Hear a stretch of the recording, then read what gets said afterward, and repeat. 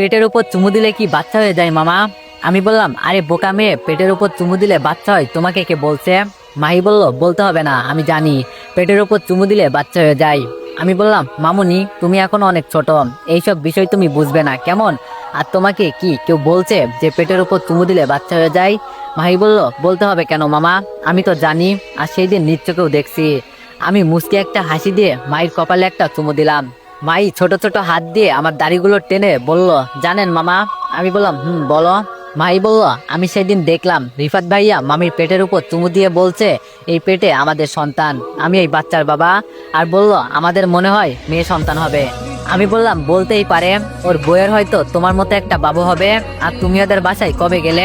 ঠাস করে মাহি আমার গালে আস্তে করে চট দিয়ে বলল, আরে গাধা, এটা হলো তোমার বউ, মানে আমার মামি। রিফাত ভাইয়া মানে তোমার বউয়ের পেটে চুমু দিয়ে বলছিল এটা আমাদের সন্তান। মায়ের কথা শুনে আমার চোখ কপালে উঠে গেল। কি বলছে এই মেয়ে?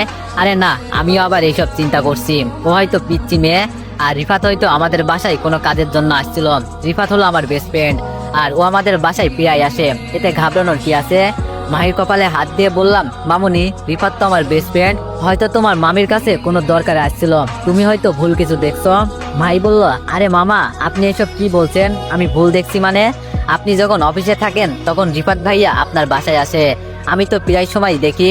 আর সেই দিন রিফাত ভাইয়াকে মামির পেটে চুমু খেতে আমি দেখছি। আর মামি যখন আমাকে দেখতে পাই তখন আমাকে ডেকে নিয়ে বলে, তুমি কি দেখছো বলো তো? তখন আমি বলছি, রিফাত ভাইয়া আপনার পেটে চুমু খেলো কেন? আর আপনার পেটের ভিতরে কি বাচ্চা আছে মামি?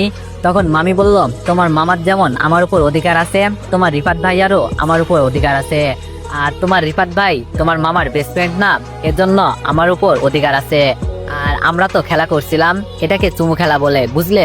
শেষে আমাকে চকলেট দিয়ে বলল আমি যেন এইসব কথা কাউকে না বলি। আসলে মামা, রিফাত ভাই তো তোমার বেস্ট ফ্রেন্ড, সেই হিসাবে তো ঠিকই রিফাত ভাই আর মামির উপর অধিকার আছে, তাই না মামা? ভাইয়ের কথাগুলো এক নাগারে শুনলাম। পিচ্ছে একটা মেয়ে, এই তো বয়স মাত্র 8 কি 10 হবে, আমাদের পাশের বাসায় থাকে, ওর বড় বোনকে আমি পড়াই। কিন্তু আজকে মায়ের কথা শুনে আমার বুকের এক কোণে চিনচিনে ব্যথা শুরু হয়ে গেল। নিষ্পাপ একটা মেয়ে, আর যাই বলুক, ও কখনো মিথ্যা বলবে না, নিশ্চয়কে যা দেখছে তাই তো বলছে ও। আর মিতুর সাথে আমার 1 বছরের সম্পর্ক, ওর ভিতরে কখনো আমার জন্য ভালোবাসার কমতি ছিল না। এই 1 বছরে এতটা পরিমাণে ভালোবাসা ছিল আমার জন্য যা বলার বাইরে। আর আমিও চিন্তা করতাম একটা মেয়ে এতটা পরিমাণে কিভাবে ভালোবাসতে পারে। আর আজকে মাই এসব কি কথা বললো, আমার মাথা পুরো খারাপ হয়ে গেছে। আমার জানা মতো রিফাতেই কাজ করবে না, কারণ ওর বউ আছে, আর আমার বউকে বড় বোনের মতোই সম্মান করে। আর বিশেষ করে আমার বউ 3 মাসের প্রেগনেন্ট, আমার যে সন্তান হবে এতে আমার পরিবার সহ আমি যে কতটা খুশি হয়েছি বলার বাইরে। শরীরটা এখন আমার থরথর করে কাঁপতে লাগলো, মনের ভিতরে যে অজানা একটা ভয় ঢুকে গেল। মাহি বলল, মামা, মামা, ও মামা। মাহির কথায় হুঁশ আসলো আবার। মাহি বল। মাহি বলল, বললেন না তো মামা, পেটে চুমু দিলে কি বাচ্চা হয় নাকি? আমি বললাম, সেই সব পরে বলবো, আগে বল আমি অফিসে যাওয়ার কতক্ষণ পর তোর রিফাত মামা আসে? ভাই বলল, এই তো মামা, কখনো কখনো 11টা হয়তো, আবার কখনো কখনো বিকালে। কেন বলুন তো? আমি বললাম, না এমনি। শোন, এইসব কথা কাউকে কি বলছো? ভাই বলল, আরে না, আপনাকে শুধু বললাম। আচ্ছা চলেন, আপু কি জন্য ডাকছে আপনাকে? আমি বললাম, যাবো। এখন বলো, পড়া শেষ করছো তো তুমি? মাই বলল, মামা, সব পড়া শেষ, এখন শুধু আপনার জন্য অপেক্ষা করছি। আমি বললাম, আচ্ছা গিয়ে সমস্ত পড়া রিভিশন দাও, আমি আসছি কেমন?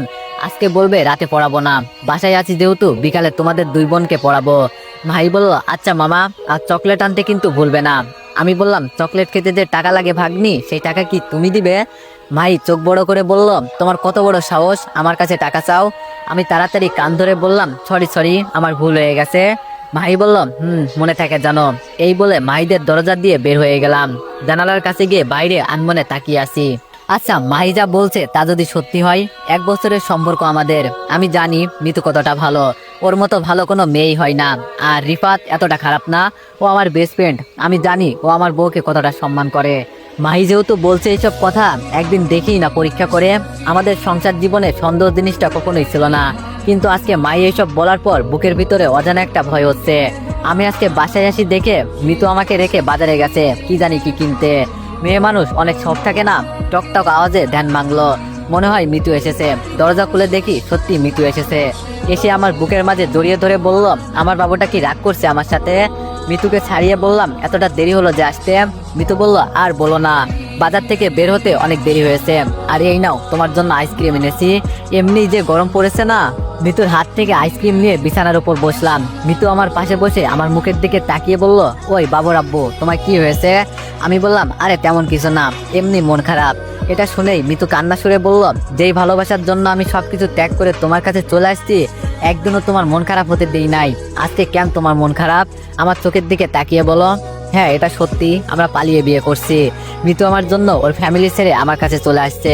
এটাও সত্যি, ও আমার মন খারাপ কখনো হতে দেয় নাই। কিন্তু আজকে যে মাহি বলল, কিছুতেই বিশ্বাস হচ্ছে না এসব কথা। মিতু বলল, ওই তোমার কি হয়েছে? হ্যাঁ আমাকে বলো। আমি বললাম, তেমন কিছু না মিতু। আচ্ছা, ডাক্তারের কাছে গিয়েছিলে? মিতু আমাকে জড়িয়ে ধরে বলল, ডাক্তার বলেছে তোমার বেবি সহ আমি অনেক ভালো আছি। আমি বললাম, তাহলে তো ভালোই। আচ্ছা যাও, এখন এক কাজ করো, গিয়ে তাড়াতাড়ি রান্না করো, মাইদের বাসায় যেতে হবে, ওদের আজকে একটু আগেই পড়াবো। মিতু বলল, বলছি না, এত কষ্ট করতে হবে না, আমাদের যা আছে এতেই তো আমাদের চলবে। আমি বললাম, এইসব বিষয়ে পরে কথা বলবো কেমন, এখন তুমি গিয়ে রান্না বান্না তাড়াতাড়ি করো। মিতু আমার ঠোঁটে একটা চুমু দিয়ে বলল, তুমি অপেক্ষা করো, আমি সবকিছু তৈরি করছি। মিতু বিছানা ছেড়ে চলে গেল। শুয়ে শুয়ে চিন্তা করছি, মিতুকে দেখে তো এমন মনে হয় না। তোর পিচ্ছে একটা মেয়ের কথাই আমি এত চিন্তা করছি কেন? হয়তো কোনো ভুল দেখছে, হতেও পারে। 10 মিনিট শুয়ে থাকার পর আবার মায়ের কথা মনে পড়ে গেল। পিচ্চিরা কখনো মিথ্যা কথা বলে না, আমি এটা খুব ভালো করেই জানি। মাইকে আমি পড়াই, ওর বিষয়ে তো সবচেয়ে বেশি আমি ভালো জানি। মিতু জানে আমি একবার শুয়ে থাকলে আর উঠি না। আজকে বিছানা ছেড়ে উঠে গেলাম। দেখি তো মিতু কিচেনে কি করে। খুব সাবধানে হেঁটে হেঁটে কিচেনের কাছে গেলাম, যেন শব্দ না হয়। অল্প অল্প করে আওয়াজ আসছে কিচেন থেকে। উকি দিয়ে দেখি মিতু যেন কার সাথে কথা বলছে ফোনে। কথাগুলো ছিল এমন, হ্যাঁ আমার বেবি ভালো আছে, তোমার কোনো চিন্তা করতে হবে না। আর আজকের দিনটা আমাদের অনেক ভালো ছিল না? খুব এনজয় করলাম দুইজন মিলে। কালকে কিন্তু সময় মতো চলে আসবে, কেমন? অপেক্ষায় থাকবো।